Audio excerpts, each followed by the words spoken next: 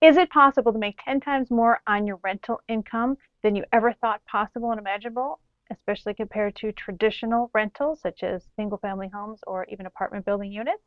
My name is Monica Main, and I consider myself the queen of apartment building real estate.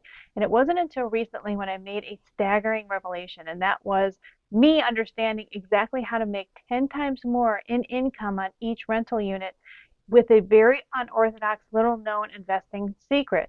So let me share with you a little bit about how I came across this secret. And then I'm going to share with you exactly how you can utilize this secret to also make 10 times more on every single rental unit that you have or want to acquire in the months and years to come. So it came through when I started to invest in Airbnb properties about maybe 2.5 years ago with an investor partner of mine. And right when I got into the business, I almost regretted it within about 6 months, which was pretty immediate. And it was because it was oversaturated. There was way too many people trying to get involved in Airbnb properties. The market started to change. It was during the pandemic, as you recall. And so people were starting to travel, but they started to also back off on travel as well, just because people weren't making as much money since they were sitting at home and a lot of them were unemployed. So we're having that issue. But the main issue that I was having issues with was that there was a lot of HOAs and local authorities that were starting to ban our short-term property rentals in the areas that we were heavily invested. So this was alarming to me. And so I realized I had to pivot and pivot quickly if I was going to survive and thrive in the months and years to come with regard to repurposing these Airbnb properties. And so this had nothing to do with the apartment building real estate that I had always been part of for all these years. This had specifically to do with pivoting from the Airbnb rentals that I had. And so I decided to look into alternatives, but I felt like my back was up against the wall, and we started to talk about selling these properties before the market started to tank. And so this is when my investor partner at that time, he had a golfing buddy that he was golfing with, and his golfing buddy had mentioned something about what they call local Section 8, which is an unofficial term to what we call transitional community housing or sober living housing. And so up until that point, I had never heard of it. My investor partner never heard of it.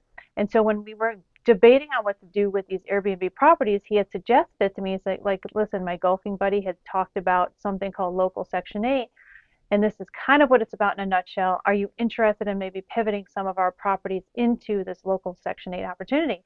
And I said, absolutely, let's do it. And so let me give you the gist of what local Section 8 is. So it's not regular federal Section 8. So federal Section 8 is when the U.S. government gives vouchers to people in a certain lower income threshold and allows them a certain allocation of funds to be able to pay for their monthly unit, their monthly rent. And so it could be a partial credit or it could be a full credit for them to live in a unit. And this could be your unit. You can have Section 8 properties, or it could be, someone else's unit, obviously. But that's typically how Section 8 works, federal Section 8.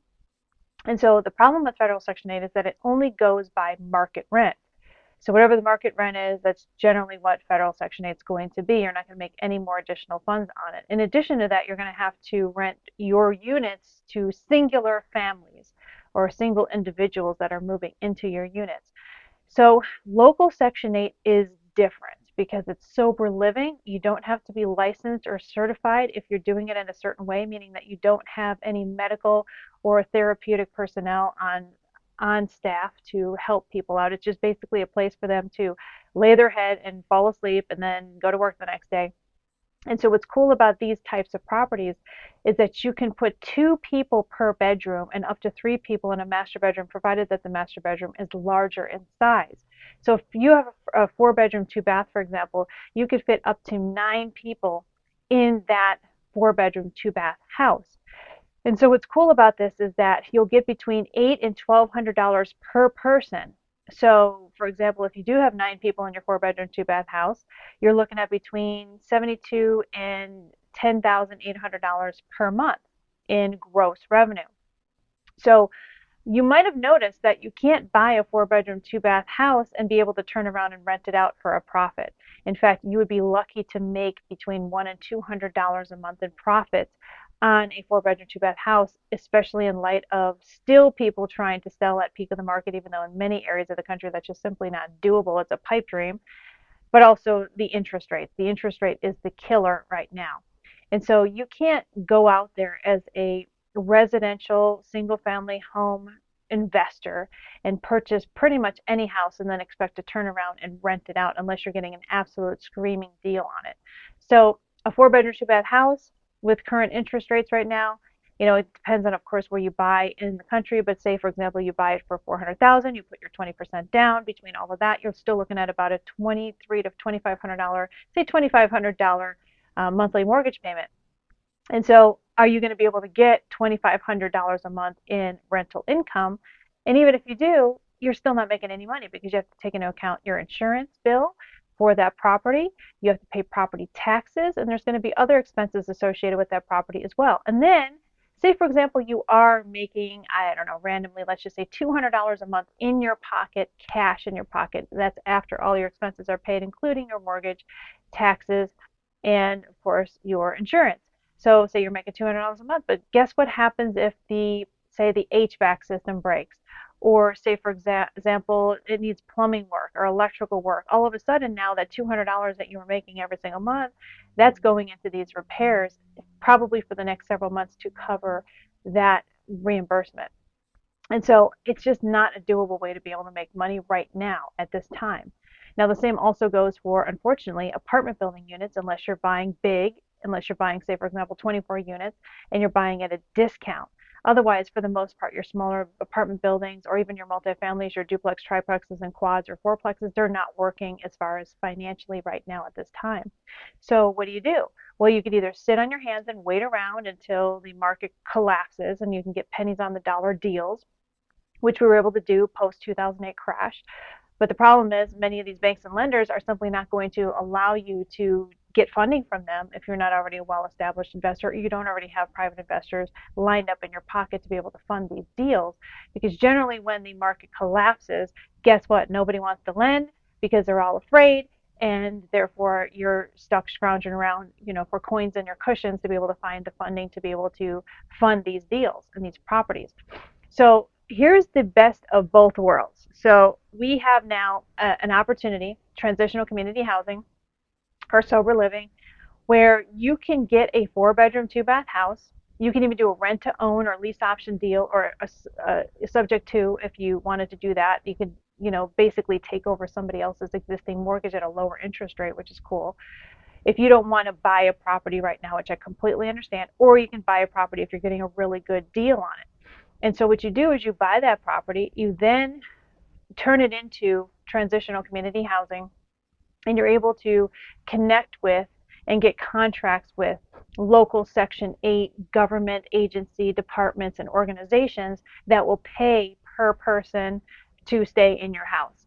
And the contracts with them, that's their clientele. So you don't have any individual leases on anybody. You're fully protected as far as tenants' rights goes. They don't have any tenants' rights because they're basically doing a program through this government agency, department, or organization, and therefore you don't have to worry about evicting people out. Furthermore, because it is government income, it's guaranteed to hit your bank account every single month, usually at the beginning of the month, like clockwork.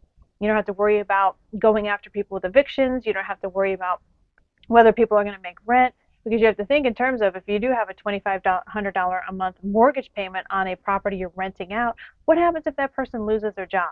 Well, you're screwed, because then now on top of you having to pay already all of the property expenses, including your mortgage, including your taxes and your insurance, and then anything that goes wrong with the property as well and other expenses, you also now have to come out of pocket fully for all of these expenses because you're not getting anything back from the tenant who lost their job and they're not paying you anymore. Plus, you have to now hire an attorney to go through the eviction process, which could take several months depending on the state that you're in to get them out. That's just not worth it, folks. I'm so sorry, but that's just not the way you should be doing real estate right now. So there's such a huge, deep need for these transitional community housing, especially for sober living, which are housing. It's like a housing setup for people who just got out of a post-drug or alcohol rehabilitation program, and they don't have friends or family to be able to help them out with, crashing on their couch for a while until they find their own place. Many of these people have burned their bridges with their family and friends, and they simply don't have a place to go. So this is why these government agencies come in with this transitional community housing funding, to whereas the landlord of this whole house would be able to offer a contract to these government agencies for them to send their people in. So it's just an amazing way to make money. So it goes from barely scraping by, maybe making $100 to $200 a month if you're lucky, and that's hopefully keeping your fingers crossed that they don't lose their job, that they don't need any repairs on the property, because if they do, guess what, you're screwed, to now making, say, for example, you do get the in the middle, say $1,000 a head. So 4 bedroom, 2 bath house, 9 people in there. That's $9,000 a month. Less all of your expenses, which may be $3,000 a month. Say you're looking at around $6,000 a month for a 4 bedroom, 2 bath house, cash in your pocket after everything is paid. Like, talk about an amazing way of investing in real estate. So right now, I don't recommend any other kind of real estate investing. I don't recommend Airbnb short-term rentals. I don't recommend just regular traditional rentals or traditional apartment building rentals. I don't recommend any of that right now because the prices are still too high. The interest rate is ridiculous. And there's no other way to make cash flowing real estate deals work except unless you are doing this transitional community housing program. So if you are really interested in understanding exactly how the nuances of this business works, I have a 2-day crash course coming up. And so if you're interested, go ahead and go into the description box below and click on the link to join me for this 2-day crash course, because it's really power packed. It will show you everything that you need to know about finding the right houses, finding the right government departments, how to get people in, how the whole process works from front to back. So if you're interested in learning more about how this very nuanced and specialized real estate opportunity works, definitely go into the description box below and get started with my 2-day crash course. It's really powerful. It will open up your eyes in ways you've never imagined. So if you found value from this video, click the thumbs up for me. It helps me out a lot, as well as subscribe to my channel. And this is Monica Wayne signing off. I will see you in the next video.